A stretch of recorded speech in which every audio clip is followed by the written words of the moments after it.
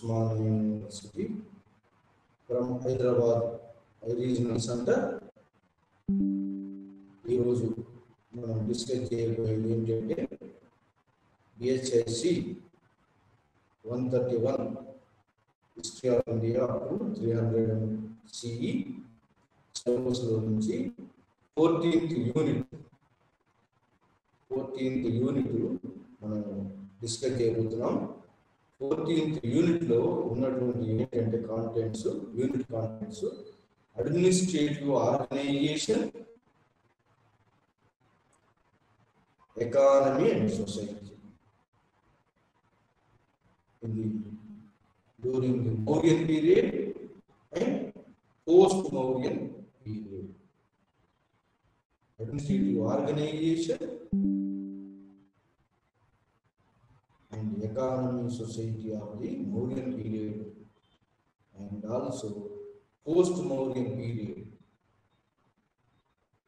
ఈ లెసన్ను ఈరోజు ఈ ఛానల్లో డిస్కస్ చేయబోతున్నాం. Administrative organisation during the Mauryan period. Mauryan rule ఎప్పుడు స్టార్ట్ అయింది? క్రీస్తు పూర్వము 321లో చంద్రగుప్త మౌర్యుడు స్థాపించాడు మౌర్య సామ్రాజ్యం. నందులను తొలగించి పాటలిపుత్రాన్ని క్యాప్చర్ చేసుకొని నందవంశాన్ని తొలగించి మౌర్య వంశాన్ని స్థాపిస్తాడు చంద్రగుప్త మౌర్యుడు.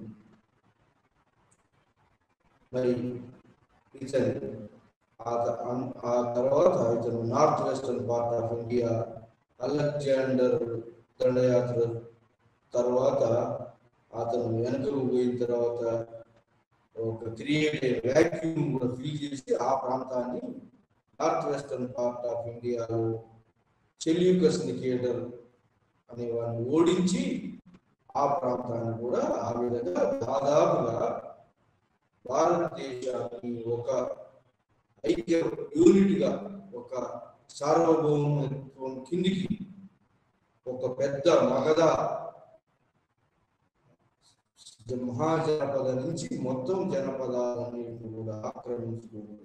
చంద్రగుప్త మౌర్యుడు ఒక మౌర్య సామ్రాజ్యాన్ని పునాది వేశాడు 321 క్రీస్తుపూర్వం 321. అతను చాణక్యుడు, విష్ణుగుప్తుడు, కౌటిల్యుడు అనే యొక్క ప్రధానమంత్రి అతని యొక్క గురువు యొక్క ఆధ్వర్యంలో మౌర్య సామ్రాజ్యాన్ని నిర్మించాడు.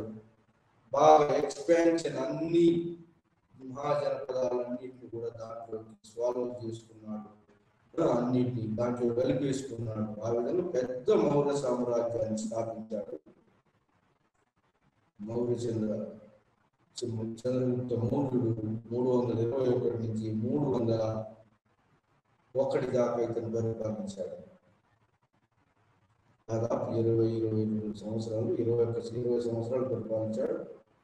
పెద్ద సామ్రాజ్యాన్ని స్థాపించాడు.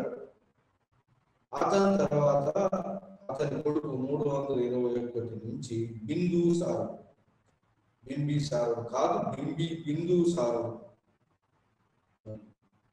దక్షిణ భారతదేశం దక్కన్ను వశం చేసుకున్నాడని అంటారు. కానీ దక్కన్ కూడా చంద్రగుప్త మౌర్యుని కాలంలోనే అతని ఆధీనంలో వచ్చింది. ఆ విధంగా చంద్రగుప్త మౌర్యుని కాలంలో ఎక్కడిని అంటే నార్త్ వెస్టర్న్ ఆఫ్ఘనిస్తాన్ నుంచి ఈస్ట్ బెంగాల్ వరకు, ఉత్తరం హిమాలయ జమ్మూ కాశ్మీర్ నుంచి మరి దక్షిణాన కర్ణాటక ఆంధ్ర ప్రాంతాల వరకు ఇతనే జయించాడు చంద్రగుప్త మౌర్యుడు అంటారు. కానీ కొంతమంది మాత్రం ఏమంటారు బిందుసారుడు దక్కన్ని జయించాడని అంటారు. కానీ మొత్తం మీద అతని తర్వాత పరిపాలనలోకి వచ్చినటువంటి వాడు బిందుసారుడు 301 నుంచి 273 దాకా పరిపాలించాడు. అతని తర్వాత వచ్చినటువంటి వాడు 273 నుంచి 232 దాకా పరిపాలించాడు క్రీస్తుపూర్వం.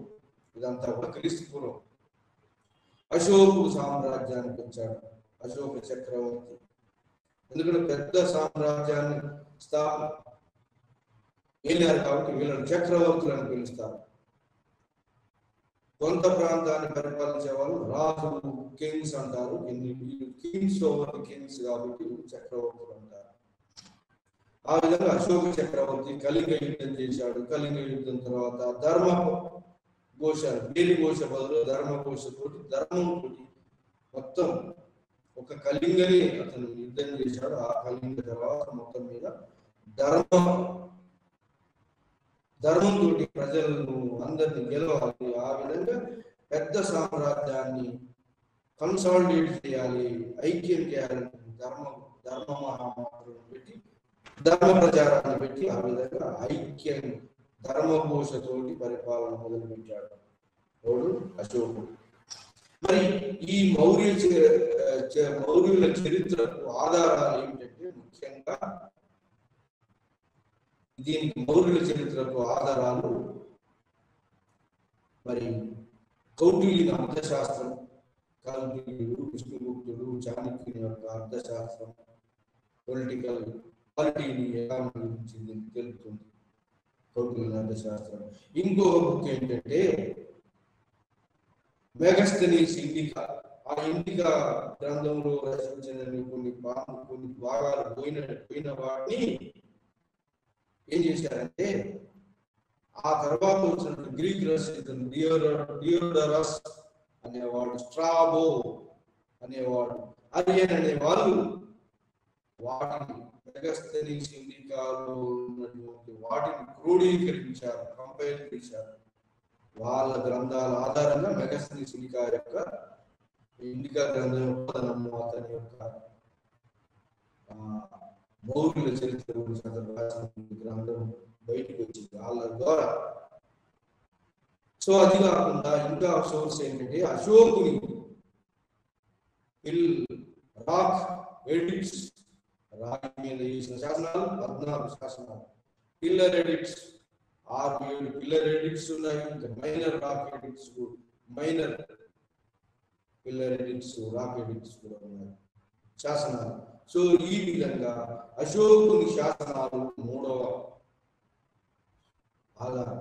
ఇది మౌర్యుల యొక్క పరిపాలనను, అడ్మినిస్ట్రేషన్ కానీ, పరిపాలన కానీ, సొసైటీని కానీ, ఎకానమీ గురించి తెలుసుకోవడానికి, పరిపాలన గురించి తెలుసుకోవడానికి ఈ యొక్క 3 ముఖ్యమైనటువంటి సోర్సెస్ ఉన్నాయి. ఇది మౌర్యుల యొక్క పరిపాలన విధానాన్ని తెలుసుకోవడానికి, ఆ కాలం నాటి ఆర్థిక వ్యవస్థను, సామాజిక వ్యవస్థను తెలుసుకోవడానికి 3 ముఖ్యమైన యొక్క ఆధారాలు ఉన్నాయి. సో ఈ ఆధారాలలో 3 ముఖ్యమైన ఆధారాలు ముఖ్యమైనది కౌటిల్యుని అర్థశాస్త్రం. కౌటిల్యుని అర్థశాస్త్రము ప్రకారంగా రాజ్యానికి 7 అంగాలు ఉండాలంటారు. సప్తాంగ థియరీ అనేది ఉంటుంది. రాజ్య పరిపాలనతో ఏమిటితో చేస్తారంటే సప్తాంగాలతో పరిపాలన చేస్తారు అని అంటారు. సప్తాంగాలలో 7 అంగాలు. సప్తాంగాలు అంటే 7 అంగాలు. 7 అంగాలలో మొదటి అంగం ఏంటంటే కింగ్, రాజు. రెండవ అంగం ఏంటంటే అమాత్యులు, మినిస్టర్స్ లేకుండా పరిపాలన జరగదు. రెండవ అంగం. మూడవ అంగం ఏంటంటే దండన, ఆర్మీ ఉండాలి. మూడవ అంగం. నాలుగవ అంగం ఏంటంటే ఒక కోట ఉండాలి. ఆర్మీకి అప్పుడు పూర్వకాలంలో కోట ఉండేది. నాలుగవ అంగం కోట ఉండాలి, దుర్గాలు ఉండాలి. ఉంటేనే రక్షించబడుతుంది. దాంట్లో నిల్వ చేసుకుంటారు. దుర్గంతో సైన్యాలను ఎదురు వచ్చారు, పోట్లాడతారు. దుర్గం 3, 4. 5వది ఏంటంటే కోశం అంటే ఆర్థిక వ్యవస్థ, ఫైనాన్స్, డబ్బులు. 6వది ఏంటి అంటే ఈ యొక్క 6 మిత్రులు ఉన్నారు. 7వది ఎస్పీనియల్ సిస్టమ్ అంటే సీక్రెట్ ఏజెన్సీ ఒకటి ఉండాలి. సో ఈ 7 అంగాలు ఉంటే కానీ అది రాజ్యం అంటారు. అంటే ప్రాంతం. ఇంకా 7వది ఏంటంటే ప్రాంతము, ప్రజలు, 2 జనపదాలు ఉండాలి.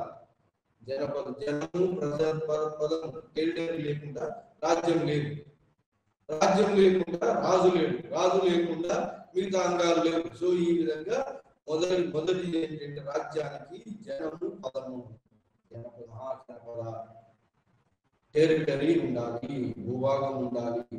భూభాగానికి రాజు ఉంటాడు, రాజు సాయంగా మంత్రులు ఉంటారు. మంత్రులకు మరి ఆర్మీ, మంత్రికి సేనాపతి ఉంటాడు, సేనాపతి కింద ఆర్మీ ఉంటుంది. ఆర్మీకి మరి ఈ తర్వాత ఆర్మీ తర్వాత దుర్గం ఉంటుంది, దుర్గం తర్వాత ఫైనాన్స్ ఉంటుంది, కోశం ఉంటుంది, కోశం తర్వాత ఉండేది ఏంటంటే ఇవన్నీ ఉన్న తర్వాత మిత్రులు కూడా ఉండాలి. శత్రువులు ఉంటారు రాజ్యానికి, కాబట్టి మిత్రులు కూడా ఉండాలి. ఇవన్నీ 7 సప్తాంగాల్లో మొదటి అంగం ఏంటంటే రాజు. మొదటి అంగం రాజు. రాజు లేకుండా రాజ్యం ఉండదు. రాజు సర్వాధికారి, అతడే అందరినీ అపాయింట్ చేస్తాడు. అతనికి అన్ని మరి సర్వ సైన్యాధికారి, మరి సర్వ ఉన్నటువంటి బ్యూరోక్రసీని అందరూ కూడా వాళ్ళందరూ కూడా ఇతనే అపాయింట్ చేస్తాడు. మౌర్యుల కాలంలో సర్వాధికారి రాజు. ఎప్పుడైనా ఏ కాలంలో రాజకీయంలో సర్వాధికారి రాజు, అతనే అన్ని న్యాయానికి కానీ ఆర్మీకి కానీ అన్ని రాజ్యానికి కానీ అన్ని సర్వాధికారాలు అతని దగ్గర ఉంటాయి. అతను సహాయపడడానికి మినిస్టర్స్ ఉంటారు, ప్రధాని లేదా మినిస్టర్స్ ఉంటారు సహాయపడడానికి. కౌన్సిల్ ఆఫ్ మినిస్టర్స్ ఉంటారు ఇతన్ని సహాయపడడానికి, మంత్రులు అంటారు. సో ఈ విధంగా మరి రాజు సర్వాధికారి. రాజ్యం అంటే జనపదాలు ఉంటాయి, టెరిటరీ ఉంటుంది, భూభాగం ఉంటుంది, ప్రజలు ఉంటారు, అది రాజ్యం. రాజ్యం మీద రాజు ఉంటాడు, రాజు సర్వాధికారి. తర్వాత రాజు సహాయపడడానికి కౌన్సిల్ ఆఫ్ మినిస్టర్స్ ఉంటారు. ఈ మినిస్టర్స్ వివిధ శాఖలు నిర్వహిస్తారు. వీళ్ళు అడ్వైజరీ బాడీగా పనిచేస్తారు, లేదా అడ్వైజ్ ఇంటి వినొచ్చు రాజు, లేకపోతే వినకపోవచ్చు. కానీ ఈ రాజు కింద ఈ మినిస్టర్స్, మంత్రి, ప్రధానమంత్రి, మిగతా మంత్రులు అందరూ కూడా వివిధ శాఖలు ఉంటాయి. ఏంటి?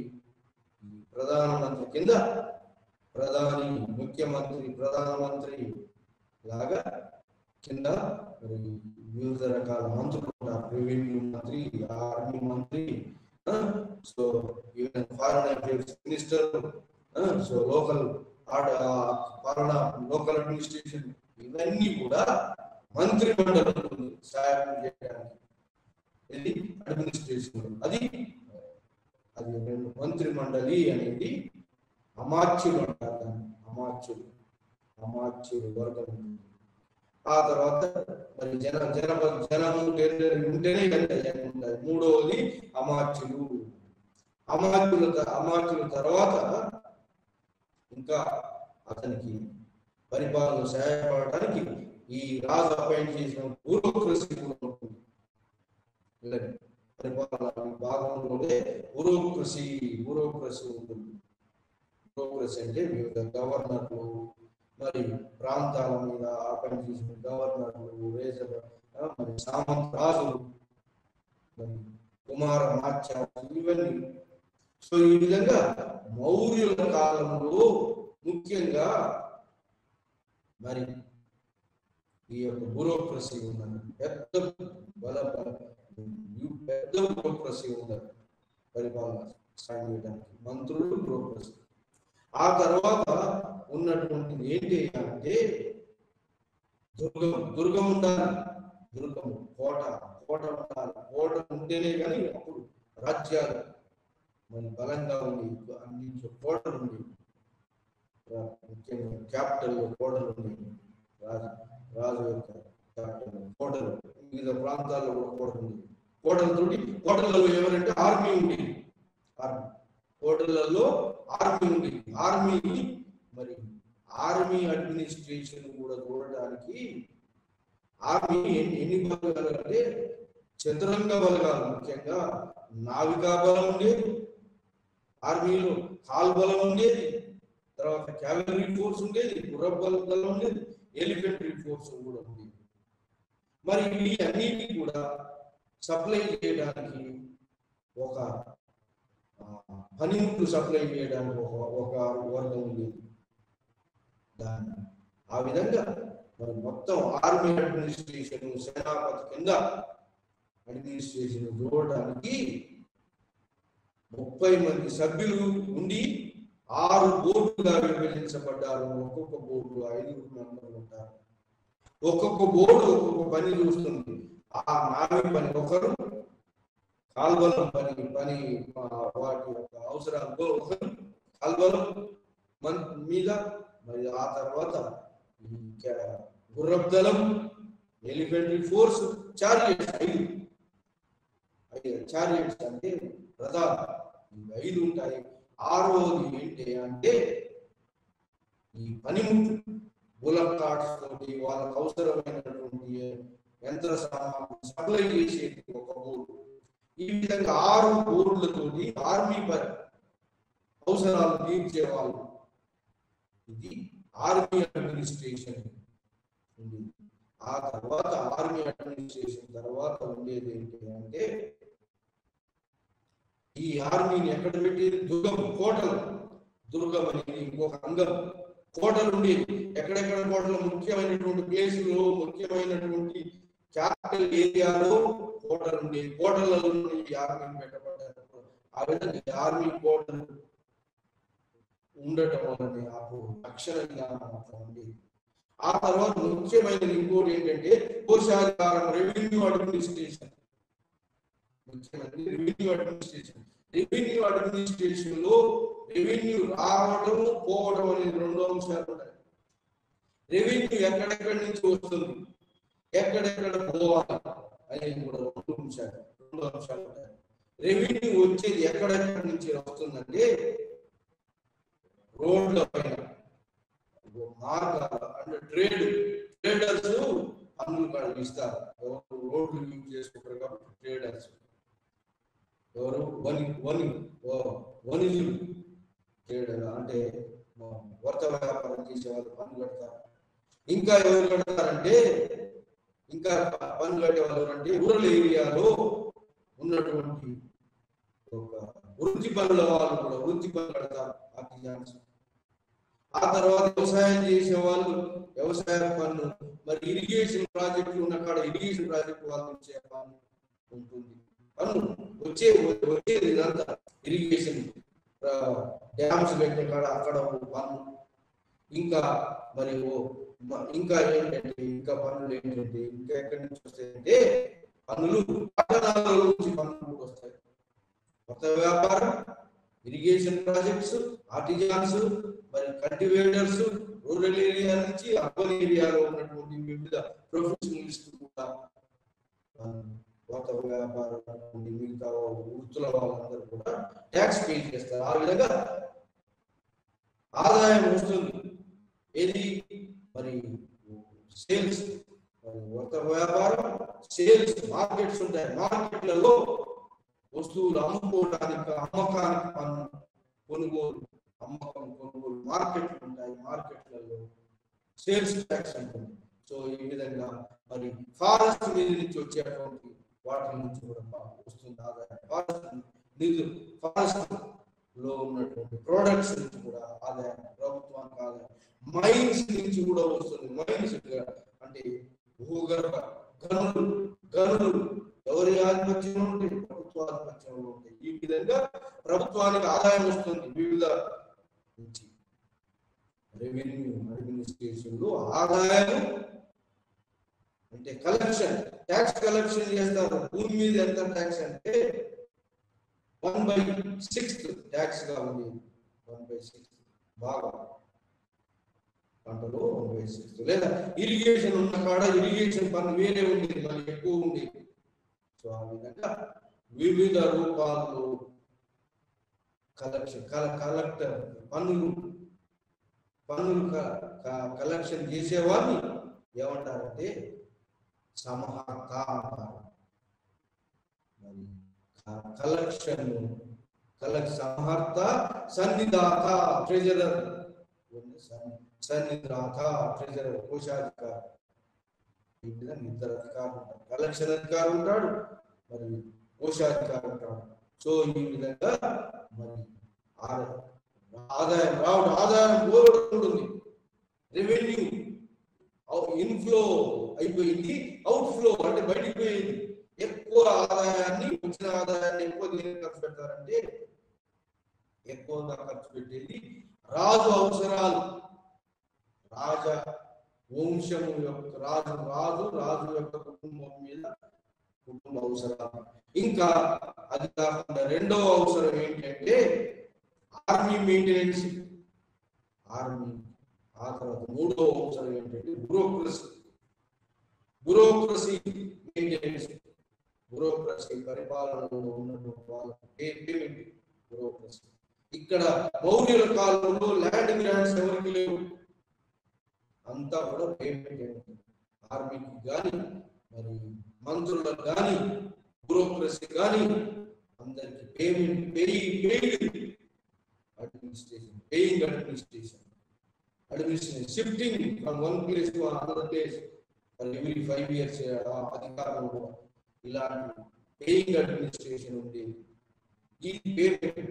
సో అది కాకుండా ఇంకా అంటే మరి ఆర్మీకి, రాజుకు, మరి బ్యూరోక్రసీకి, మరి ఇంకా ఏంటంటే రిలీజియన్ మీద, ధర్మం, రిలీజియన్ మీద, రిలీజియస్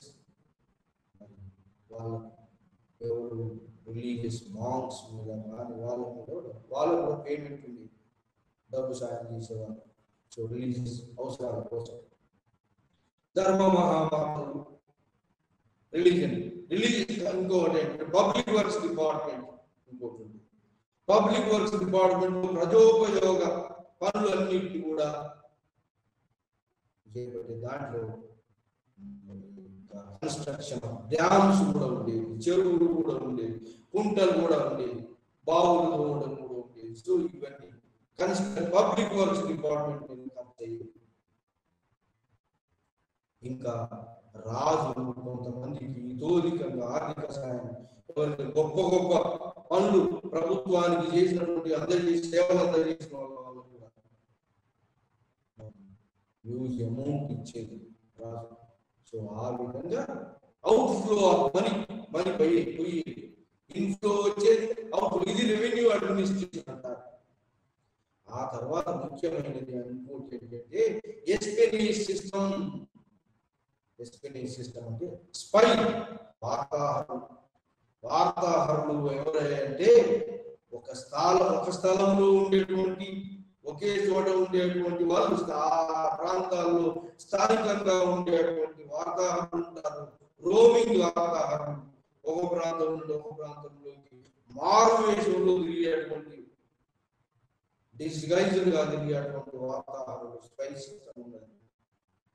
చాలా బలంగా ఉన్న స్పై సిస్టమ్ మౌర్యుల కాలంలో ఎస్పెనియస్ సిస్టమ్ అంటారు. ఆ రెండు గ్రూపులుగా పని. ఒకటి స్థానికంగా ఉండి వార్తలు సేకరించే, ఇంకోటి రోమింగ్ డిస్గైజ్డ్ వే, అంటే మారువేషంలో తిరుగుతూ డిస్గైజ్డ్ వే వార్తలు సేకరించి ప్రజలు ఏమనుకుంటున్నారు, మరి మినిస్టర్లు ఏమేమి కూడుకోవడానికి చేస్తున్నారు, ఆఫీసర్లు ఏమేమి కూడుకోవడానికి చేస్తున్నారు, ఇవన్నీ కూడా రాజుకు చేరవేసేవాళ్ళు ఎస్పెనీస్ సిస్టమ్ అన్నారు. ఆ తర్వాత జుడిషియల్ అడ్మినిస్ట్రేషన్, ఇవన్నీ కూడా సక్రమంగా జరగాలంటే జుడిషియల్ అడ్మినిస్ట్రేషన్ కరెక్ట్ గా ఉండాలి. అదొక అందం, జుడిషియల్ అడ్మినిస్ట్రేషన్. దీనిలో ధర్మస్థానాలు, కంటక శోధనాలు ఉంటాయి. రెండు సివిల్ డిస్ప్యూట్స్, క్రిమినల్ డిస్ప్యూట్స్ రెండు కూడా. ధర్మస్థానం అంటే సివిల్ డిస్ప్యూట్స్, ఇద్దరు వ్యక్తుల మధ్య వచ్చిన డిస్ప్యూట్స్ చెప్పేది ధర్మస్థానం. మరి వ్యక్తులకు రాజ్యానికి మధ్యలో వచ్చినటువంటి కేసెస్, వ్యక్తుల మధ్య కేసెస్, క్రిమినల్ కేసెస్, కంటక శోధన రెండు న్యాయస్థానాలు. మరి దండన అంటే ఆర్మీ, ఆర్మీ కూడా చాలా ఎస్పీఎల్ సిస్టమ్, ఆర్మీ కూడా ఈ జుడిషియల్ సిస్టాన్ని పనిచేయడానికి సక్రమంగా ఈ దండన ఉంటేనే కానీ న్యాయ వ్యవస్థ సరిగా పనిచేస్తుంది, లేదా ప్రభుత్వం సరిగా పనిచేస్తుంది. దండన. సో ఈ విధంగా జ్యుడిషియల్ అడ్మినిస్ట్రేషన్. ఆ తర్వాత ఉన్నటువంటిది ఏంటి అంటే రెవెన్యూ అడ్మినిస్ట్రేషన్ అయిపోయిన తర్వాత ఎస్పీఎల్ సిస్టమ్ అయిపోయిన తర్వాత ఉన్నటువంటిది ఏంటి అంటే సప్తాంగంలో కోట నిర్మాణం, కోటను ఎట్లా రక్షించాలి, దానికి కూడా ఆర్మీ ఉంటుంది, ఆర్మీ కోట ఉంటుంది. సో ఆ విధంగా సప్తాంగకి కోట కూడా ఉంటుంది.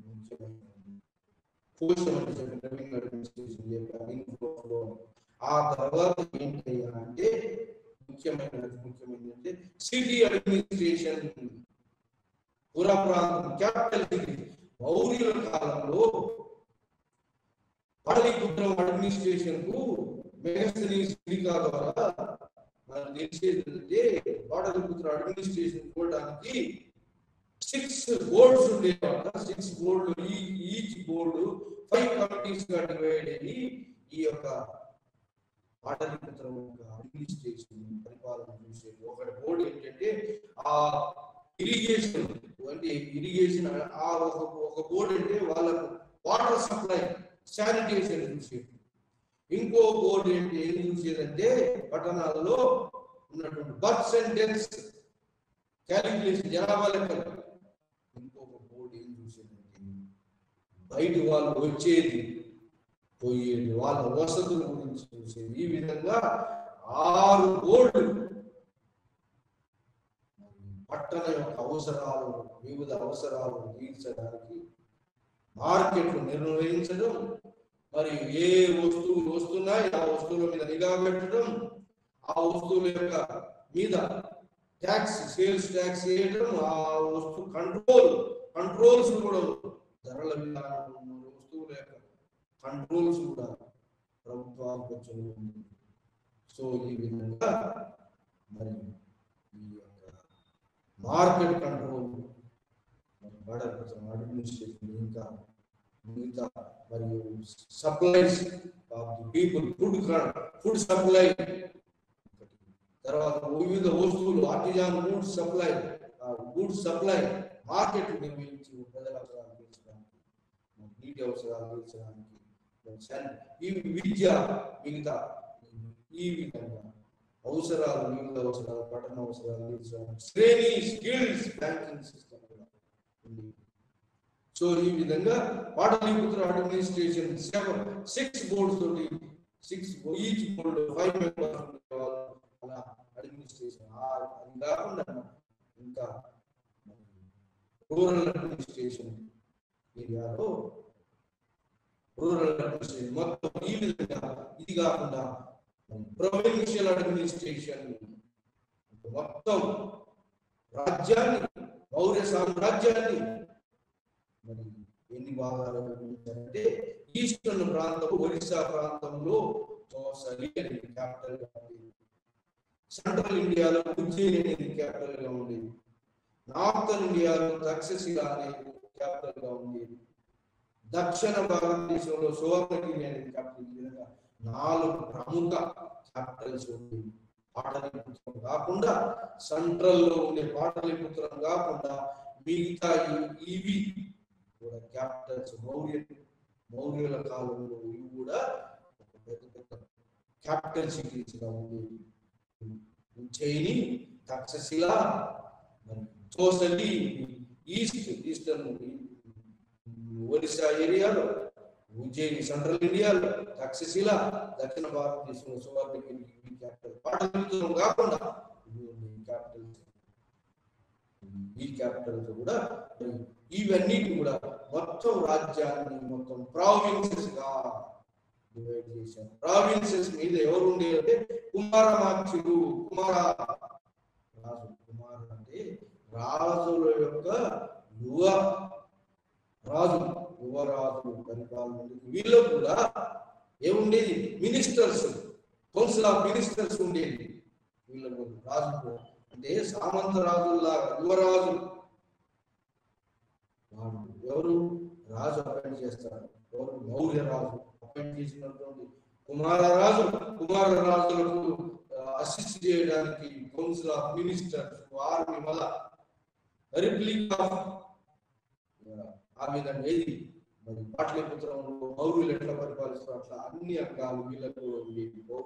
ప్రొవిన్షియల్ అడ్మినిస్ట్రేషన్, ప్రావిన్సెస్, ఆ విధంగా కొన్ని ప్రావిన్సెస్ మీద ఆర్మీ జనరల్స్ పెట్టారు. చివరి ప్రాంతంలో ఉన్నటువంటి ఏదైతే ఇబ్బందులు అడ్మినిస్ట్రేషన్ కంట్రోల్ లేనటువంటి ప్రాంతాల్లో ఆర్మీ నాయకాసనం పెట్టారు. నాయకాలంటే ఆర్మీ. ఈ విధంగా ఇవన్నీ కూడా హెరిడిటరీ కాదు. మౌర్యుల కాలంలో ఏది కూడా హెరిడిటరీ వారసత్వంలో వచ్చింది కావు. రాజు మాత్రమే వారసత్వం అవుతుంది. మిగతా రాజు అపాయింట్ చేస్తున్నాడు, అపాయింట్మెంట్. ఇది ప్రొవిన్షియల్ అడ్మినిస్ట్రేషన్. ప్రావిన్సెస్ ఏమన్నారంటే మౌర్యుల కాలంలో ముక్తులు అన్నారు. ఆ తర్వాత ప్రొవిన్షియల్ అడ్మినిస్ట్రేషన్ తర్వాత ఉన్నటువంటిది ఏంటంటే డిస్ట్రిక్ట్స్ యుక్తాలు, రజ్జుకాలు, ప్రాదేశికాలు అని వివిధ పేర్లతో పిలిచారు. ప్రాదేశిక ప్రదేశం, రజ్జుక, యుక్త, వివిధ పేర్లతో. ఇవి డిస్ట్రిక్ట్స్ అడ్మినిస్ట్రేషన్. డిస్ట్రిక్ట్స్ తర్వాత ఉన్నటువంటిది అంటే గ్రామిక is the head of the grama, is administration carrying the elders of the village. Village ప్రముఖులతోటి అడ్మినిస్ట్రేషన్ క్యారీ చేసేది. ఆ విధంగా విలేజ్ కరణం, head of the accountant of the tax collect చేసే కలెక్టర్. ఇక్కడ కూడా అంతస్తుల వారిగా ఉండేది ఎవరు? Tax collection. కొంతమంది ట్యాక్స్ డిసైడ్ చేసేవాళ్ళు ట్యాక్స్ కలెక్టర్స్, మరి కలెక్టర్స్ నుంచి వచ్చేదాన్ని ట్రెజరర్ కూడా ఉండేది. సో ఈ విధంగా కరణమ్స్ అకౌంటెంట్స్ ఉండేవాళ్ళు. విలేజ్ గ్రామిక head with elders of the village elders. So ఇవి కాకుండా నగరంలో మరి అక్కడక్కడ బ్యాంకింగ్ వ్యవస్థ, శ్రేణులు, గిల్డులు కూడా ఉండేవి. బ్యాంకింగ్ వ్యవస్థ ఇది administration system during the Mauryan period. ఇలా అడ్మినిస్ట్రేషన్ అంతా కూడా provincial administration, district administration, village administration గా డివైడ్ అయి ఉంది. ఆ తర్వాత ఉన్నది ఏంటంటే economy and society during the Mauryan period. Economy ఏంటంటే మౌర్యన్ పీరియడ్ లో economy, trade and commerce Mauryan period లో వచ్చే స్థితిలో ఉండేది. ట్రేడ్ అండ్ కామర్స్ కాబట్టి ట్రేడ్ అండ్ కామర్స్ ఎంకరేజ్ చేసినారు మౌర్యన్స్. సో ఆ విధంగా చంద్రగుప్త మౌర్యుని కాలంలో, హిందూసాని కాలంలో, మరియు అశోకుని కాలంలో ట్రేడ్ అండ్ కామర్స్ రూట్లలో traders, commercial class, merchant class ఈ విధంగా బౌద్ధ మతాన్ని, జైన మతాన్ని ఎక్కువగా పోషించారు. ఆ విధంగా ట్రేడ్ రూట్స్ లలోని బుద్ధిస్ట్ స్తూపాలు, చైత్యాలు, మరి addicts, rock addicts, pillar addicts, అవన్నీ కూడా శాసనాలన్నీ కూడా ట్రేడ్ రూట్స్ లలో వచ్చినాయి. ఎందుకంటే ట్రేడర్స్ బాగా వితోదికంగా సహాయపడ్డారు. ఈ విధంగా ట్రేడర్స్ వివిధ వృత్తుల వాళ్ళు వృత్తిపరంగా, ఆక్యుపేషన్ పరంగా సొసైటీగా ఏర్పడింది, గిల్డ్స్ గా ఏర్పడింది. ఆ విధంగా స్వర్ణకారుడు గిల్డ్స్, మరి బ్లాక్ స్మిత్స్, మరి పాటరర్స్, సో కార్పెంటర్స్ గిల్డ్స్, మరి బ్యాంకింగ్ శ్రేణీస్, శ్రేష్ఠులు, వర్తక వ్యాపారంలో శక్తి అనేవాడు. వర్తక వ్యాపారంలో కూడా ఒక చోట ఉండి వ్యాపారం చేసేవాళ్ళు, మరి వ్యాపారాన్ని ఒక చోట తీసుకుపోయి ట్రేడ్ చేసేవాళ్ళు కూడా ఉన్నారు. సో ఈ విధంగా శక్తి మరి నగరంలో ఉండేవాళ్ళు. తర్వాత బ్యాంకింగ్, ఈ గిల్డ్స్ అసోసియేషన్ కూడా బ్యాంకింగ్ లాగా అప్పులు ఇచ్చేది. ఆ విధంగా ఎకానమీ, సొసైటీ ఏ విధంగా ఉందంటే మౌర్యుల కాలంలో అంతకుముందు ఉన్నటువంటి వర్ణ వ్యవస్థ యొక్క బ్రాహ్మణ, క్షత్రియ, వైశ్య, శూద్ర వ్యవస్థ, శూద్రుల అని 4 వర్ణాలు ఉన్నాయి. కానీ కౌటిల్యు మెగస్థనీస్ ఇండికాలో అతను ఏం చెప్పాడంటే 7 ఆక్యుపేషన్స్ ఉన్నాయి, వర్ణ వ్యవస్థ లేదు, 7 ఆక్యుపేషన్స్ ఉన్నాయి అని చెప్పాడు. ఆ ఆక్యుపేషన్ మంత్రి మండలి 1, ఆర్టిజాన్స్ 1, మరి ఈ పచ్చిక బయలు తయారు చేసే వాళ్ళు 1, ఆర్టిజాన్స్ 1, మరి ఈ విధంగా మరి పాటలర్స్ 1. సో ఈ విధంగా మరి రూరల్ అగ్రికల్చర్ చేసేవాళ్ళు 1. ఈ విధంగా వివిధ వృత్తుల వాళ్ళు వృత్తిపరంగా క్షత్రియులు 1 యుద్ధాలు చేసేవాళ్ళు, వర్తకం చేసేవాళ్ళు, వర్తక వ్యాపారులు. సో ఈ విధంగా ఆక్యుపేషన్ డివిజన్ వర్గాన్ని అతను 7 వ్యవస్థలుగా ఉన్నాయి, 7 ఆక్యుపేషన్స్ ఉన్నాయని చెప్పాడు. ఆక్యుపేషన్ కులాలనే ఆక్యుపేషన్ గిల్డ్స్ వ్యవస్థని అతను కులాలుగా భావించాడు మెగస్థనీస్ ఇండికా. కానీ అప్పుడు కూడా బ్రాహ్మణిక వ్యవస్థలో ఉన్నటువంటి చతుర్వర్ణ వాళ్ళు ఉన్నారు అప్పుడు కూడా. మరి ఇంకా సొసైటీలో ఏంటంటే ప్యాట్రియార్కల్ సొసైటీ కూడా ఉన్నది. మౌర్యుల కాలంలో కూడా బుద్ధిజం బాగా పాపులారిటీ ఉన్నా కూడా ప్యాట్రియార్కల్ సొసైటీ. మరి ప్యాట్రియార్కల్ సొసైటీలో ఫాదర్ డామినేషన్, మేల్ చిల్డ్రన్ కోసం అడిగారు కానీ ఫీమేల్ చిల్డ్రన్, ఉమెన్ తక్కువ పొజిషన్. మౌర్యుల పిల్లలు బుద్ధిజం ప్రబలంగా ఉన్నప్పటికీ కూడా అశోకుని మౌర్యుల కాలంలో ముఖ్యమైనటువంటి ఏంటంటే బుద్ధిజం మహేంద్రుని సంఘమిత్ర కొడుకును కూతురును శ్రీలంకకు పంపాడు అశోకుడు. ఆ విధంగా బుద్ధిజం బాగా ప్రబలింది అశోకుని గురువులు. మన భారతదేశంలో కాకుండా ఇతర దేశాలు. కానీ అశోకుడు బుద్ధిజాన్ని పోషించినప్పటికీ బ్రాహ్మణ మతాన్ని కానీ పరమతాన్ని కానీ కించపరచలేదు, వాళ్లకు హితోహితంగా సాయం చేశాడు. కానీ అశోకుని తర్వాత లాస్ట్ మౌర్యన్ రూలర్స్ పీరియడ్లో పుష్యమిత్ర శృంగుడు అనేటువంటి బ్రాహ్మణుడు ఆర్మీ మినిస్టర్, ప్రధానమంత్రిగా ఉండే అతను లాస్ట్ మౌర్యన్ రూలర్ బృహద్రథుని చంపి శృంగ వంశాన్ని ఎస్టాబ్లిష్ చేశాడు. ఆ విధంగా బ్రాహ్మణుడు ఒక కుట్ర చేసి మౌర్య రాజు లాంటి అశోకుని తర్వాత బలమైన రాజు రాలేదు. వాళ్ళ యొక్క ఆ టైం చూసుకొని పుష్యమిత్ర శృంగుడు అనేవాడు వచ్చి ఆ యొక్క శృంగ వంశాన్ని ఎస్టాబ్లిష్ చేశాడు. అది మరి మౌర్యుల కాలంలో మరి ఉన్నటువంటి ఎకానమీ, సొసైటీ. ఆ తర్వాత పోస్ట్ మౌర్యన్ పీరియడ్లో ఉన్నటువంటి వాళ్ళు మౌర్యుల సామ్రాజ్యం విచ్ఛిన్నమైన తర్వాత వచ్చినటువంటి వాళ్ళు మొట్టమొదటి పరిపాలకులు ఎవరంటే ఇండియాకు వచ్చినటువంటి అలెగ్జాండర్ దండయాత్ర తర్వాత మళ్ళా వచ్చినటువంటి వాళ్ళు ఎవరంటే శుంగ వంశాన్ని స్థాపించిన మౌర్యుల యొక్క శిథిలాల మీద స్థాపించినటువంటి వాళ్ళు పుష్యమిత్ర శృంగుడు. బ్రాహ్మణ వంశం, రివైవల్ ఆఫ్ బ్రాహ్మణిజం, శృంగ వంశం పరిపాలించింది మౌర్యుల తర్వాత. మౌర్యుల కాలం మరి ఎప్పుడు 324వ శతాబ్దం నుంచి 187 అంటే 2వ శతాబ్దం బిగినింగ్ లోనే అంతమైంది. మౌర్యులు 187 ప్రాంతంలో అంతమైంది. ఆ తర్వాత వచ్చింది ఏంటంటే శృంగ వంశం. శృంగ వంశం పరిపాలన పుష్యమిత్రుడు శృంగుడు పరిపాలించాడు. శృంగ వంశం తర్వాత వచ్చినటువంటి వంశం ఏంటి అంటే కానువాయన వంశం. వాళ్ళు కూడా బ్రాహ్మణులు. ఈ విధంగా రివైవల్ ఆఫ్ బ్రాహ్మణిజం వచ్చింది మౌర్యుల తర్వాత వచ్చినటువంటి శృంగ వంశం బ్రాహ్మణ వంశమే.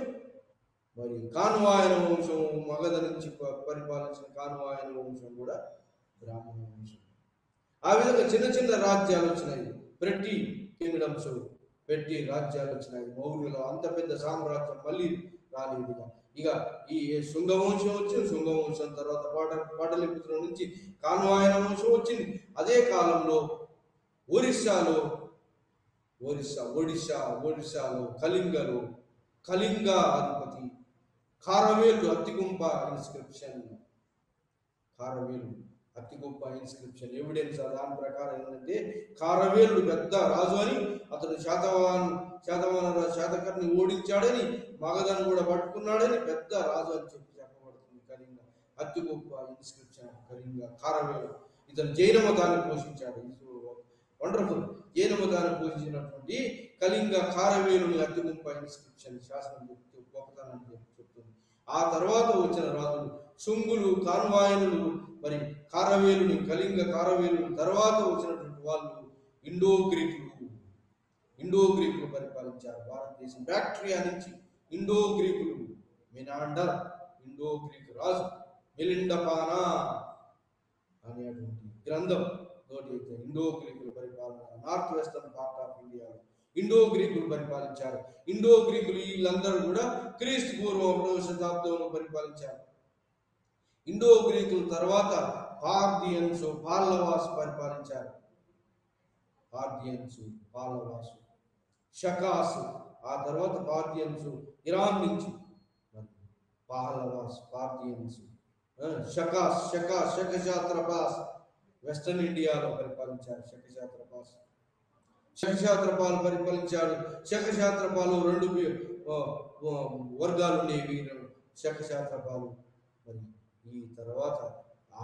ఈ తర్వాత ఇండో గ్రీకులు, పార్థియన్స్, పాల్లవాస్, తర్వాత కుషానులు యూచి ట్రైబ్ నుంచి పరిపాలన చేసినటువంటి నార్త్ వెస్టర్న్ పార్ట్ ఆఫ్ ఇండియాలో ఆఫ్ఘనిస్తాన్ నుంచి యూచి ట్రైబ్ అనేటువంటి కుషానులు ఇరాన్లో, మరి టిబెటన్లో 5 శాఖలుగా, టిబెటన్లో వచ్చినటువంటి టిబెటన్ భూమిలో వచ్చినటువంటి ఇండియాకు వచ్చినటువంటి వాళ్ళు 5 శాఖలుగా ఉండేది. వాళ్ళందరినీ 5 శాఖలుగా వచ్చిన యూచి ట్రైబ్ వాళ్ళందరినీ ఏకం చేసిన వాడు కుజల కడపసెస్, తర్వాత వీమ కడపసెస్ తర్వాత వచ్చినటువంటి వాడు కనిష్కుడు గొప్ప సామ్రాజ్యాన్ని స్థాపించినటువంటి వాడు. మౌర్యుల తర్వాత గొప్ప ప్రాంతాన్ని ఏలినటువంటి వాడు కనిష్కుడికి ఎక్కడెక్కడ అంటే ఆఫ్ఘనిస్తాన్ నుంచి పాటలీపుత్రం దాకా మరి పరిపాలించాడు. మగధ దాకా పరిపాలించి ఇతనికి పీరియడ్లో పేషావర్, పురుషపురము ఒక క్యాపిటల్, మరి మథురా 2వ క్యాపిటల్, 2 క్యాపిటల్స్ గా భారతదేశం 2 క్యాపిటల్స్ గా పరిపాలించిన కనిష్కుడు పెద్ద ఏరియాను మరి north western part of India, మరి గుజరాత్, మాల్వా ప్రాంతం, మరి మగధ, గంగా, యమునా ప్రాంతం అంతా పరిపాలించాడు. కుషాన్ సామ్రాజ్యము కనిష్కుడు గొప్ప రాజు. 78 AD కనిష్క ఎరా అంటారు. 78 C కనిష్క ఎరా కనిష్కుడు స్థాపించి కనిష్కుడి కాలంలోనే బౌద్ధ సంగీతి, ఇది 4వ బౌద్ధ సంగీతి ఏర్పడింది. ఆ బౌద్ధ సంగీతి కాలంలో కాశ్మీర్లో బౌద్ధ సంగీతి జరిగి బౌద్ధ మతము చైనాకు, యునాన్ ఏరియా, ఆ మిగతా ఉత్తర ప్రాంతంలో ఉన్నటువంటి ప్రాంతాలకు, కొరియా, జపాన్ ఈ ఏరియాలకు బౌద్ధ మతం ప్రారంభం. ఇది కనిష్కుని కాలము. ఆ కనిష్కుని యొక్క నాణ్యాలు, కనిష్కుని యొక్క బౌద్ధ మత సంగీతం అవన్నీ కూడా చిత్రీకరించబడ్డాయి. సో ఈ విధంగా మరి కుషానులు గొప్ప సామ్రాజ్యాన్ని స్థాపించారు. వీళ్ళ కాలంలో ఏ సిల్క్ ట్రేడ్, గోల్డ్ కాయిన్స్, బాగా కాంటెంట్ ఉన్న gold coins, silk trade, China నుంచి భారతదేశం సిల్క్ ట్రేడ్ ఇతని ఆధిపత్యంలో ఉండే. ఇంకా వెస్టర్న్ ఇండియాలో బరుకచ్చా కూడా ట్రేడ్ అండ్ కామర్స్ ఇతని ఆధిపత్యంలో ఉంది. ఆ విధంగా వెస్టర్న్ సీ పోర్ట్స్ ద్వారా ఇతను Rome, central Asia, west Asia, Europe తోటి వర్తక వ్యాపారాలు కొనసాగాయి. కనిష్కుడి కాలంలో, కుషానుల కాలంలో. ఆ తర్వాత వచ్చినటువంటి శకశాత్రపాస్ వెస్టర్న్ ఇండియాలో, మరి ఉజ్జయిని ప్రాంతంలో పరిపాలించారు. వీళ్లకు శకశాత్రపాలకు సమకాలీకులు ఎవరంటే శాతవాహనులు. శకశాత్రపాస్ ఉజ్జయిని ప్రాంతము నుంచి పరిపాలించారు. ఇందులో 2 శాఖలు ఉండేవి. ఒకటి నాహపాహన్ శాఖ, రెండవది రుద్రదామన్ శాఖ. 2 శాఖలుగా శకశాత్రపాలు ఉజ్జయిని ప్రాంతం, వెస్టర్న్ ఇండియాలో పరిపాలించారు. వీళ్ళకు సమకాలికులుగా ఆంధ్ర ప్రాంతంలో పరిపాలించినటువంటి వాళ్ళే శాతవాహనులకు శకశాత్రపాలకు ఎప్పుడు యుద్ధం జరిగేది. ఆ విధంగా నాహపాన్ని ఓడించాడు గౌతమపుత్ర శాతకర్ణి. రుద్రదాము మళ్ళీ గౌతమపుత్ర శాతకర్ణి గురించారు. సో ఈ విధంగా ఈ శకశాత్రపాలు శకులు, శకశాత్రపాలు, శాతవాహనులు అతి గొప్ప సామ్రాజ్యాన్ని స్థాపించినటువంటి వాళ్ళు. మౌర్యుల తర్వాత మౌర్యుల యొక్క మృత్యులు అంటే సామంతులే ఎవరు? శాతవాహనులు.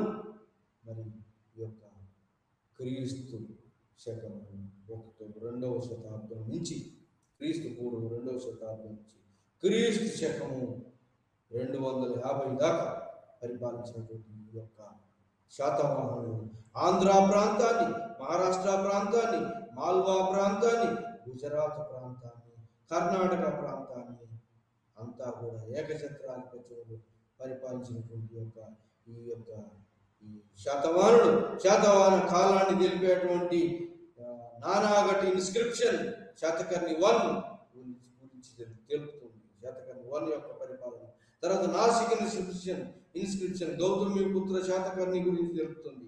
ఆ విధంగా లాస్ట్ రూలర్ ఎవరంటే, last great ruler ఏకనిష్ఠ Satakarni.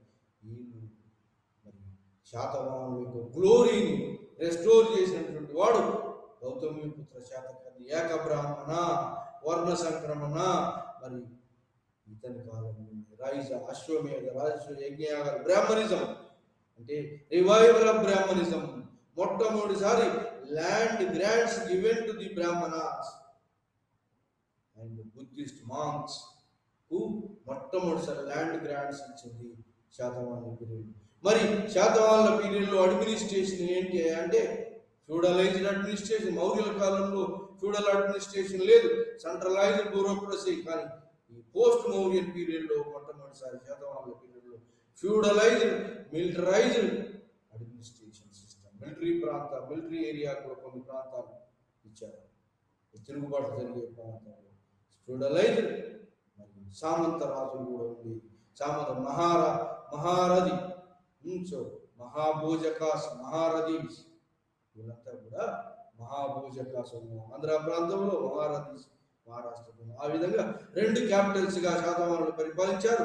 Pratishthanapuram, మరి అమరావతి. ఈ విధంగా గౌతమిపుత్ర శాతకర్ణి యొక్క ఫిగర్, అమరావతి స్తూపము పక్కన Gautamiputra Satakarni figure, beautiful picture ఉన్నది. సో ఆ విధంగా అమరావతి శాతవాహనులు పరిపాలించి శాతవాహనుల యొక్క అడ్మినిస్ట్రేషన్ ఇట్ ఈస్ ఆల్మోస్ట్ మరి మౌర్యుల కాలం లాంటిదే. కానీ కొన్ని చేంజెస్ ఏంటంటే ఫ్యూడలైజ్డ్, మిలిటరైజ్డ్ అడ్మినిస్ట్రేషన్. సామంత రాజు సిస్టమ్ ఉండేది. ఆ మౌర్యుల కాలంలో కూడా సామంతులు ఉండేది కానీ ఇండిపెండెంట్ కాదు. ఇక్కడ కొంచెం ఇండిపెండెన్సీ ఇచ్చారు. Feudalized administration system. మరి తర్వాత ఎకానమీ సొసైటీ, బాగా ట్రేడ్ అండ్ కామర్స్ ఉచ్చ స్థితిలో. Each guild organized, each profession, each occupation organized అంటే శ్రేణి guilds, carpenter guilds, potterers guilds, and the blacksmiths guilds, goldsmiths guilds, then నూనె బిట్టి పట్టేవాళ్ళు, మరి మిగతా వీవర్స్ అసోసియేషన్, మరి బ్యాంకింగ్ శ్రేణి గిల్డ్స్, బ్యాంకులుగా పనిచేసినారు, అప్పులు ఇచ్చేది. సో ఈ విధంగా రూరల్ ఏరియాలో agriculture is the mainstay of the people. వ్యవసాయమే ముఖ్య వృత్తి. ఈ కాలంలో ముఖ్య వృత్తిలో వ్యవసాయం నుంచే ఎక్కువ పన్ను వచ్చేది. పన్నులంతా కూడా పన్నుల భాగంలో మరి ఏన్షియంట్ పీరియడ్లో, మధ్యయుగంలో అంతా కూడా వ్యవసాయం మీద వచ్చే పన్ను ఎక్కువగా ఉండేది. ఆ తర్వాత మైన్స్ నుంచి వచ్చేది. ఆ తర్వాత ట్రేడ్ అండ్ కామర్స్ నుంచి వచ్చేది పన్ను ఎక్కువగా. ట్రేడ్ అండ్ కామర్స్ నుంచి వచ్చేది వ్యవసాయ పన్ను, రెవెన్యూ, ఇరిగేషన్ ఫెసిలిటీస్. మౌర్యుల కాలంలో సుదర్శనాలే, రుద్రదాముని కాలంలో, మౌర్యుల కాలంలో కట్టబడినటువంటి యొక్క ఏది గుజరాత్లో సుదర్శనాలేకును మౌర్యుల కాలంలో కట్టబడ్డదని ఆ రుద్రదామన్ మరి ఒక గండి పడితే ఆ గండిని వేశాడు సుదర్శనాలేక్. మరి పుష్యమిత్రుడు అనే వాడు ఆ లోకల్ గవర్నర్లతో పరిపాలించబడేది ప్రావిన్సెస్. వాళ్ళ గవర్నర్లకు అసిస్టెంట్స్ ఇవ్వడానికి, బ్యూరోక్రసీ అసిస్టెంట్స్ ఇవ్వడానికి మినిస్టర్స్ కూడా ఉండేవాళ్ళు. బ్యూరోక్రసీ. సో ఈ విధంగా మరి అడ్మినిస్ట్రేటివ్ సిస్టమ్ పోస్ట్ మౌర్యన్ పీరియడ్లో ఎకానమీ బాగా మరి లోకల్ ఎకానమీలో ట్రేడ్ అండ్ కామర్స్ ఉండేది. లోకల్ ఎకానమీలో బులక్ కార్డ్స్, నావీ షిప్స్ కూడా యూజ్ చేసేది. ఆ తర్వాత బులక్ కార్డ్స్ మిగతా యూజ్ చేసి వర్తక వ్యాపారం బాగా మరి వెస్టర్న్ సీపోర్ట్స్లో ముజరీస్, బరుకచ్చా, మరి ఇంకా మక్రాన్ పోస్ట్ తోటి కూడా మరి వర్తక వ్యాపారం, ఈ యొక్క వర్తక వ్యాపారం, ఇంకా సిల్క్ ట్రేడ్, రోమన్ యూరోప్ తోటి, సెంట్రల్ ఏషియా తోటి వర్తక వ్యాపారం ఉండేది. మరి ఈస్టర్న్ ప్రాంతంలో శాతవాహనుల కాలంలో మరి ఎన్నో ఓడరేవులు వచ్చినాయి. ఈ వెస్టర్న్ ఓడరేవులు, ఈస్టర్న్ ఓడరేవులు ఈ కాలంలో షిప్ రిప్రజెంటేషన్ ఆఫ్ కాయిన్స్ కార్షపానాస్ అన్నారు, మరి పనీస్ అన్నారు, పనాస్ అన్నారు, కార్షపానాస్ అన్నారు. గోల్డ్ కాయిన్ కాకుండా సిల్వర్ కాయిన్స్, కాపర్ కాయిన్స్ కూడా ఉండేది. సో ఈ విధంగా గోల్డ్ కాయిన్స్ కుషాన్ల కాలంలో ఉండేది.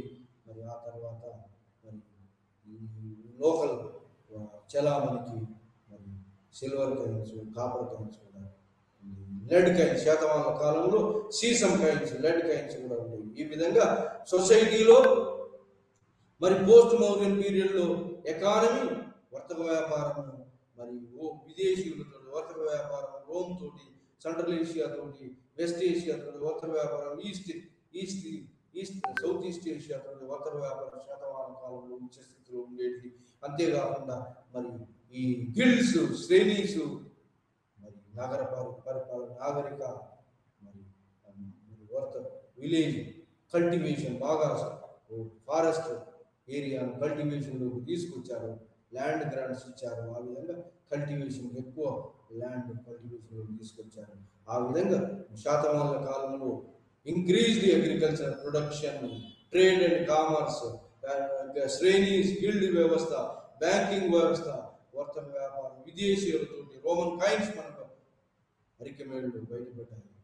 అది కాకుండా వీళ్ళ కాలం పోస్ట్ మౌర్యన్ పీరియడ్లో డీప్ సౌత్లో ఉన్నటువంటి వాళ్ళు ఈ యొక్క డీప్ సౌత్లో ఉన్నటువంటి యొక్క ఈ తమిళనాడు ఏరియాలో తమిళహం ఈ యొక్క తమిళ్ లాంగ్వేజ్ ద్వారా ఈ యొక్క ఏమన్నారు, తమిళ్ లాంగ్వేజ్ సోర్స్ ద్వారా మనకు 3 కింగ్డమ్స్ ఉండేవి. చోళా కింగ్డమ్ కావేరీ బేసిన్లో, పాండ్యా కింగ్డమ్ ఎక్కడ అంటే ఈ తమిళనాడులో కేరళ ప్రాంతంలో 3 కూడా ఉన్నాయని చెప్పి ఆ కాలం నాటి తమిళ్ సోర్సెస్ చెప్తున్నాయి. ఆ విధంగా మరి ఈ యొక్క శాతవాహనులు పోయిన తర్వాత మరి రాజ్యానికి వచ్చినటువంటి వాళ్ళు మళ్ళా శాతవాహన సామ్రాజ్యం చిన్నాభిన్నం అయిన తర్వాత అభిరాసి వెస్టర్న్ ఇండియా, ఇక్ష్వాకాసు ఈస్టర్న్ ఆంధ్ర, ఇక్ష్వాకాసు, మరి కడంబాస్ ఇన్ ది కర్ణాటక ఏరియా, గంగాస్ ఇన్ ది కర్ణాటక ఏరియా. మరి ఈ విధంగా ముక్కలు చిన్న రాజ్యాలు శాతవాహన సామ్రాజ్యం పోయిన తర్వాత చిన్న రాజ్యాలు వచ్చాయి. మౌర్య సామ్రాజ్యం చిన్న భిన్నమైన తర్వాత ఎన్ని ముక్కలుగా విభజించబడిందో, మళ్ళా శాతవాహన సామ్రాజ్యం పోయిన తర్వాత మళ్ళా ముక్కలుగా ఫ్రాగ్మెంట్స్గా విభజించబడింది. ఈ కాలంలో ఎకానమీ, సొసైటీలో ప్యాట్రియార్కల్ సొసైటీ ఈ కాలంలో కూడా పాలిగామి అంటే బహుభార్యత్వం ఉండేది రాజులకు. ఆ విధంగా రాజుల యొక్క రాణి అంటే తల్లి పేరు పెట్టుకుంది. అంటే వీడు ఎవరికి జన్మించడు, గౌతమి పుత్ర శాతకర్ణి అంటే గౌతమికి పుట్టినటువంటి శాతకర్ణి, గౌతమి పుత్రుడు గౌతమి అంటే బహుభార్యత్వం ఉంది కాబట్టి ఎవరికి పుట్టినాడు అనేది తెలవడానికి గౌతమి పుత్రుడు ఈ శతకం. అంటే రాజులు ఒక రాణినే కాకుండా మిగతా వాళ్ళను కూడా ఉంచుకునేది. ఇది బాగా ధనవంతులు. మరి మామూలుగా మ్యారేజెస్ ఎట్లుండే అంటే స్వయంవర మ్యారేజెస్ ఉండేవి, రాక్షస మ్యారేజ్ కూడా ఉండే, రాక్షసులు అంటే ఎత్తుకొని పోయి చేసేటటువంటి స్వయంవరం. మరి ఇట్లా మరి ఇలా ఎన్నో వివాహాలు. మరి ఔదార్యత్వం ఓన్లీ రాజులలో ఉండేది, కానీ మిగతా వాళ్ళలో మోనోగమి ఉండేది. అంటే ఒక ఒక ఒక భార్య ఉండేది. దాదాపు మొత్తం మీద స్త్రీలకు మనుధర శాస్త్రం, నారద స్మృతి, యజ్ఞవల్క స్మృతి ప్రకారంగా స్త్రీలు చిన్నప్పుడు ఫాదర్ అండ్ ఆధిపత్యంలో, పెద్ద అయిన తర్వాత హస్బెండ్ ఆధిపత్యంలో, ఏజ్ ఓల్డ్ అయిన తర్వాత సన్ ఆధిపత్యంలో ఉండాలని లోయర్ పొజిషన్ ఇచ్చారు. ఎవరికి? ఉమెన్. ఉమెన్ ఉమెన్ వేశ్యాలు కూడా ఉండేది, ఉమెన్ వర్కర్స్ కూడా ఉండేది. సో ఏదేమైనా patriarchal society, male domination society. పురుష సంతానం కావాలనుకున్నారు, కానీ స్త్రీ సంతానం కావాలనుకున్నారు. స్త్రీధనం ఉండేది, కానీ స్త్రీధనం ఏంటి అంటే మూవబుల్. వాటి స్త్రీధనం ల్యాండ్స్ మీద, వాటి మీద ఎక్కువగా వారసత్వ రైట్స్ లేకుండేది. ఈ విధంగా మరి యొక్క స్త్రీలకు లోయర్ పొజిషన్ ఇవ్వబడింది శాతవాహనుల కాలంలో. కానీ ఈ కాలంలో, శాతవాహనుల కాలంలో, కనిష్కుని కాలంలో trade and commerce, silk trade route తమ ఆధిపత్యంలో ఉంది కాబట్టి, మరి వరుకచ్చ వెస్టర్న్ సీ పోర్ట్ కూడా ఆధిపత్యంలో ఉంది కాబట్టి వర్తక వ్యాపారం నిత్య స్థితిలో ఉండేది. మరి శాతవాహనుల కాలంలో ఏక బ్రాహ్మణుడు, మరి ఈ యొక్క క్షత్రియ దర్భ వర్ధమాన అంటే బ్రాహ్మణ ఆధిపత్యము ఉండేది. అంటే వర్ణ వ్యవస్థ, రివైవల్ ఆఫ్ బ్రాహ్మణిజం, వర్ణ వ్యవస్థ ఉన్నది. అంటే బ్రాహ్మణ ఆధిపత్యం, క్షత్రియ, తర్వాత వైశ్య, శూద్ర, మెనీల్ లేబరర్స్. ఈ విధంగా శూద్రులు అంటే మాన్యువల్ లేబరర్స్. ఈ విధంగా సొసైటీలో మరి వర్ణ వ్యవస్థ ఉండేది. అగ్రవర్ణము బ్రాహ్మణులు, తర్వాత నెక్స్ట్ వర్ణము క్షత్రియులు, ఆ తర్వాత అగ్రికల్చరిస్ట్, వైశ్యులు, ట్రేడర్స్, శూద్రులు, మాన్యువల్ లేబరర్స్ గా ఉన్నారు. Women position degraded. ఇది శాతవాహనుల కాలంలో, అంటే పోస్ట్ మౌర్యన్ కాలంలో economy and society, feudalized administration, militarized administration and సామంత సిస్టమ్ వచ్చింది. కానీ మౌర్యుల కాలంలో administration centralized bureaucracy, centralized administration, every way payment, paid administration, transferred from one place to another. సప్తాంగ థియరీ ప్రకారంగా 7 అంగాలు ఉండేవి రాజ్యానికి. అది కాకుండా సిటీ అడ్మినిస్ట్రేషన్ వేరుగా ఉండేది, ఎస్పెనీస్ సిస్టమ్ వేరుగా ఉండేది. కోశాగారం, ధనం ఎలా రావాలి, ఇన్ఫ్లో 7 చోట్ల నుంచి ఇన్ఫ్లో వచ్చేది, డబ్బులు వచ్చేది, రాబడి 7 చోట్లకు డబ్బులు పోయేది, అవుట్ ఫ్లో రెవెన్యూ అడ్మినిస్ట్రేషన్ అంటారు. ఆర్మీ అడ్మినిస్ట్రేషన్ 30 బోర్డులతో 30 మెంబర్స్ బోర్డు, అంటే 6 బోర్డులు, 30 మెంబర్స్, 6 బోర్డులు, ఒక్కొక్క బోర్డులో 5 మెంబర్స్ ఉండేది. 6 బోర్డులతో ఆర్మీ అడ్మినిస్ట్రేషన్. పాటలీపుత్రం ఒక క్యాపిటల్ అడ్మినిస్ట్రేషన్ కూడా మెగస్తరీసెంట్గా ప్రకారంగా అడ్మినిస్ట్రేషన్ కొనసాగింది. ఈ విధంగా అడ్మినిస్ట్రేటివ్ సిస్టమ్, మరి సెంట్రలైజ్డ్ బ్యూరోక్రసీ, ప్రొవిన్షియల్ అడ్మినిస్ట్రేషన్ ఉంది, లోకల్ అడ్మినిస్ట్రేషన్ కూడా ఉంది. లోకల్ అడ్మినిస్ట్రేషన్ ప్రాదేశిక, రజ్జుక, మరి యుక్త, మరి గ్రామ unit was the last unit was the గ్రామక, heads of the families support తోటి, కరణం అకౌంటెంట్ తోటి మరి ఈ పరిపాలన జరిగింది. పరిపాలన వ్యవస్థ మౌర్యుల కాలంలో పెయిడ్ ఆఫీసర్స్ అందరు కూడా పెయిడ్ వన్. ఆ తర్వాత ఈ 10 అంగాలు ఉండేది అడ్మినిస్ట్రేషన్, ఎస్పెనీ సిస్టమ్, ఇవన్నీ 6 కింగ్ తోటి కలిపితే 6 జనపదాలు మీద 6 సప్తాంగ థియరీ ప్రకారం కాకుండా ఎకానమీ సొసైటీ, సెంట్రలైజ్డ్ ఎకానమీ అంతా, ట్రేడ్, కామర్స్, మరి వీవింగ్, కార్పెంటరీ, బ్లాక్ స్మిత్స్ అంతా కూడా స్టేట్ ఆధ్వర్యంలో నడిచేది ఎకానమీ అంతా కూడా మౌర్యుల కాలంలో. మరి ఆ తర్వాత డీసెంట్రలైజ్డ్ అయింది. ఇది పోస్ట్ మౌర్యల్ పీరియడ్లో ఎకానమీ డీసెంట్రలైజ్డ్. సొసైటీ మౌర్యుల కాలం కూడా ఫోర్ ఫోల్డ్ సొసైటీ, బ్రాహ్మణ్ వైశ్య, బ్రాహ్మణ్ క్షత్రియ వైశ్య శూద్ర ఉన్నది. ఆ తర్వాత కూడా అదే వ్యవస్థ ఉంది. కానీ సో ఈ విధంగా మరి revival of Brahminism post Mauryan period, ఆ తర్వాత రివైవల్ ఆఫ్ బ్రాహ్మణిజం వచ్చింది. మౌర్యుల కాలంలో బుద్ధిజం డామినెంట్ గా ఉంది, కానీ పోస్ట్ మౌర్యన్ పీరియడ్ లో రివైవల్ ఆఫ్ బ్రాహ్మణిజం వచ్చింది. సో ఆ విధంగా post Mauryan period society dominated by the male members, women position.